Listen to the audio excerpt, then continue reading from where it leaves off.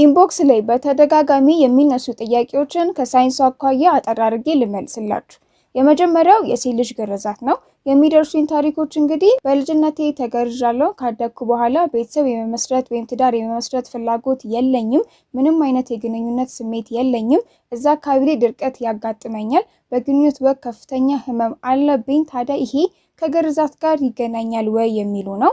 ከሳይንሱ አኳያ የሴት ልጅ ግርዛት ስንል ከሴት ልጅ ብልት ውስጥ ክሊቶሪስ የምንላትን ፓርት ሙሉ ለሙሉ ወይም በከፊል ማስወገድ ነው።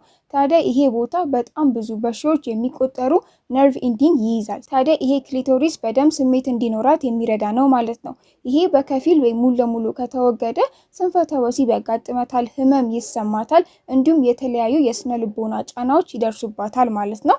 ታዲያ ይሄ በህክምና መታከም ይችላል ወይ ነው? አዎ በደንብ መታከም ይችላል። ስለዚህ ባይሌ ማስቀምጥላችሁ ቁጥር አለ፣ እየደወላችሁ ይህን ህክምና ማግኘት ትችላላችሁ።